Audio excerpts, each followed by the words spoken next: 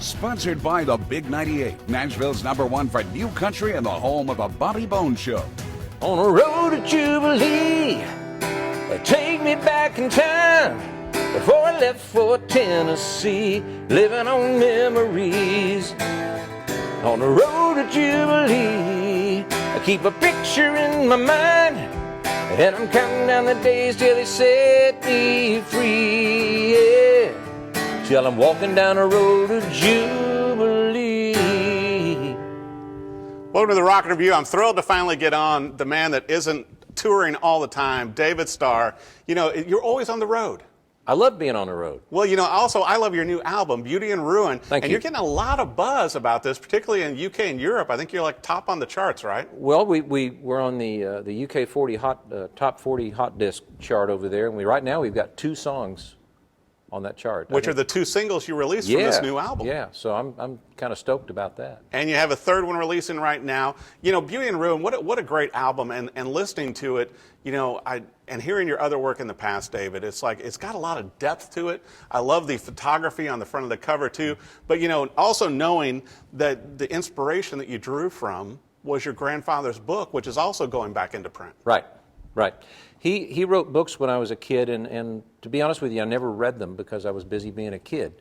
To me, he was a guy that taught me to ride Shetland ponies and to go for walks in the woods, and took me to old cemeteries, and we talked about the old gravestones and stuff. And he was an interesting guy, but I just didn't. I wasn't a reader as a kid, you know. Right. I was playing outside with the horses and whatnot. So a few years ago, I finally read this book, which this is the reprinted version. The old version was it was published in '72, and then he died pretty quickly after that in '73. So I don't believe it was ever very widely circulated. But I went on Amazon and I found about 12 or 13 copies and bought them all up, and gave one to John Oates, who I'd worked with on some projects already before. And he said, "What are we doing with this?" And I said, "You read that and you tell me if there are songs in there." And I knew the answer. Right. And so he calls a couple of days later and he said, "This is great. What do you want to do?" And I said, "I want to give this to 6, 7 songwriters, you know, pick the number, have them all read the book, contribute pieces and parts of songs. We'll co-write, they can write. It doesn't really matter." Right. But then I'll build a concept album around those songs.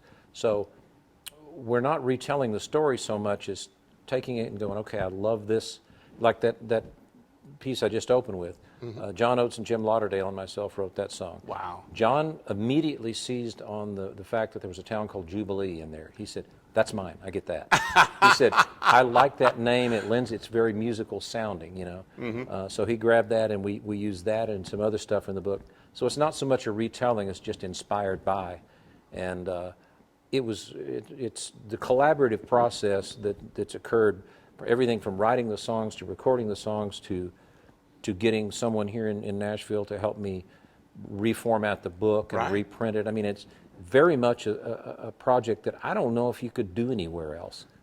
I mean, well, you know, and also with so many of your talented friends involved in it, like you said, John Oates from Hall Oates, and then Jim Lauderdale, huge in the Americana world, just as you are as well, and that you recorded the album here at Addiction Studios, which belongs to Jonathan Cain from Journey. Correct. And then you used his engineer, David. Yep. And the other artists involved, Irene Kelly, who of course is a bluegrass artist here, Dana Cooper, Wild Ponies, Wood Newton, who's legendary in these parts, and then my good friend Shelley Ray Corntweet, who manages my guitar store out in Colorado. You know, and what I found interesting too, David, was listening to the songs and then reading sort of the backstory on them, because like one of the songs deals with your health scare a few years ago as well. Right. And that rising back up again because, you know, you were going into surgery for the same thing that your father had gone in for, and you had this frightening dream. Well, yeah, I had a dream that involved my father and my grandfather, you know, the father and son pair there, and it was one of those terrifying things. It may have had to do with fear and anxiety, but it may have had to do with the medication they had me on before the surgery. Who knows? Right. But it was a scary deal. So that's a good example of a song that didn't come directly out of the book, but found its way into the book. Mm-hmm. So we weren't too strict or precious about how it got done, but they all belong in the project. And, right. We deal with a parent's grief in there quite a bit on some songs. Definitely. Powerful songs. Yeah. And the same thing with Beauty and Ruin. I found it very interesting, particularly, as you and John tour around, and that you find the beauty within the ruin, even when you look at the cover of the album, to where, things don't remain the same. Well, and Dana Cooper took that cover photo for the album, and it was funny. The funny story about that, he and I were going to write a song for this, but we didn't have a title or an idea yet. Right. And he tours way more than I do, and he takes pictures and posts to social media and whatnot. And he was, I believe, in New Mexico somewhere, and he posted a picture and he said, "So much beauty and ruin out here." And it was a picture of an old door in New Mexico, the kind of stuff you see. He said, "Man, I got to get a picture of that." And so I texted him. I said, "There's our title." So in the book, without giving too much away, there's a woman who's a beautiful woman, but she brings a fair bit of turmoil, to say the least, into this family's life when she comes into the family. So we sort of felt like the word beauty, or the term beauty and ruin, summed up her involvement in the whole thing. Right. And the actual album cover title was going to be Of What Was, Nothing Is Left. And one day I fly into town to finish mixing. I get to the studio, and Oates and Cal Muskie are over there mixing. I said, "How's it going, gents?" And they said, "Well, it sounded pretty good, but we've changed the name of the record to Beauty and Ruin." And once they explained to me that they felt like that song really encapsulated the whole project, I said, "You're right. It was a good move." I think it's brilliant. Well, I got to bring this up too. That you have a guitar store that you launched in Arkansas, where you were raised, but now it's in Cedar Edge, and it is Starr Guitars. Starr's Guitars. Starr's Guitars. Right. So, but also I want to make sure our viewers know that's STARR. Yeah. So starrsguitars.com is where you'd go to. And you've got a few nice guitars in there, like you and I were talking about before we came in studio. I do. We were talking guitars and almost didn't make it to air with this thing. So that's a whole nother show. You are such a man after my own heart. Well, I'm just saying. It's a disease, and I'm happy to have it. Also a lot of the pictures and everything that have been taken of you, I noticed the amount of vintage guitars, because I can't help myself. I zoom in and look at the guitars you're holding. Well, it's like I told you the first time John Oates and I played a gig together. He said, "Hey, how are you, man? Look at what I just got." Right. We went straight to the gear. Yeah, totally. We were talking about acoustic preamps one day, and I said, "Well, I use this and that." He said, "Yeah, have you got another one of those?" So I sent him one.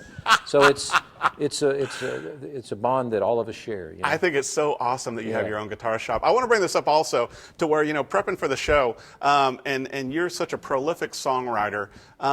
What is the advice that Dan Fogelberg gave you that has sort of helped carry you through on some of your songwriting? Well, I lived in Aspen, Colorado in the early 80s, and as you can imagine, I played a lot of music in those years, almost every night for 4 years, it seemed like, and then I had a day job at a community college, so I was holding down my end of the bargain as a grown-up, right? Mostly. But Dan Fogelberg used to stop into town, and I had an old 58 Fender Stratocaster, and he would occasionally track us down and say, "Hey, can I play your guitar?" And I said, "Of course you can." So one night, we stayed up really, really late, like till 4 in the morning, in the basement of this old hotel where there was a place we could hang out, talking. And at that time in my life, I wanted to write songs, but I didn't know how. Yeah. And of course, he was somebody that I just, played Netherlands and Home Free and all that. What a body of work. Yeah. So he said, "You know what? Write every single day." He said, "You're going to write some junk, but if you write it, the law of averages are you're going to get a good one out of it." What incredible advice. So even if I don't write a song every day, I'm always speaking into my phone. I'm always jotting things down on a cocktail napkin and trying not to wash them in the washer and dryer. I've lost a couple of good ones that way. It happens, yeah. The iPhone, the smartphone's a pretty cool thing because you can say something and then come back to it later. Right. So there's a lot of stuff in there. So when I get to the point where I feel like I want to work on a new project, I go through and I mine that stuff and I start pulling things out. So incredible. It's a neat. So I'm probably a lyric guy first. Yeah. Because I grew up playing drums, so guitar to me. I know, and that surprised me because I didn't know that. Yeah, I'd learned to play guitar through osmosis just by being around good players. There you go. And working with John Oates, he's a really interesting guitar player because he's worked with Daryl Hall, who's a fantastic piano player, for so long that he's developed a style that complements that. I totally agree. Yeah, and it's very symbiotic. Yeah, and so I've learned a lot of inversions and chord shapes and things from him. But just amazing. Well, I want to make sure our viewers know also, David, for your website and for social media and everything, where's the best place they should go to? Obviously, with the new album out, Beauty and Ruin, it's going to be on vinyl. You got the book. You're going to have an audio book, tour, guitar shop. Go to davidstarmusic.com. And then on social, it's David Starr Music at Facebook and Instagram and all that.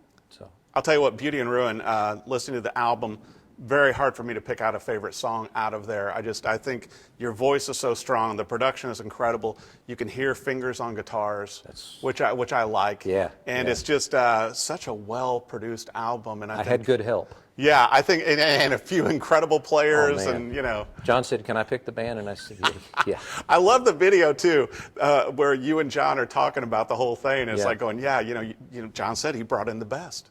Well, yeah, I mean, and it's easy to do that in this town, but I mean, he thinks, as a producer, he thinks about the song and says, what would work on this group of songs? And we did that on the Head and Heart record that we did a couple of years ago. Which I enjoyed also. And a number of the same guys, but, like the first day of recording on that album, there was a guy there with a cello, and I said, "What's he going to play on?" John said, "Everything." Sure enough. Well, that's Nat Smith that plays with Casey Musgraves. So, of course, I mean, it's a great town to make music in. I'm grateful to be working with the people I work with, and I'm excited about the new project. Well, I'll tell you what. Be sure, however you consume music, I suggest the full album. But if you get singles, whatever, vinyl, obviously get a copy of the book. Also, I think we're going to see more great things from David Starr in this year of 2020. But get the album, Beauty and Ruin, and see him live in concert. Thanks for watching the Rockin' Review. Sponsored by the Big 98, Nashville's #1 for new country and the home of a Bobby Bones Show.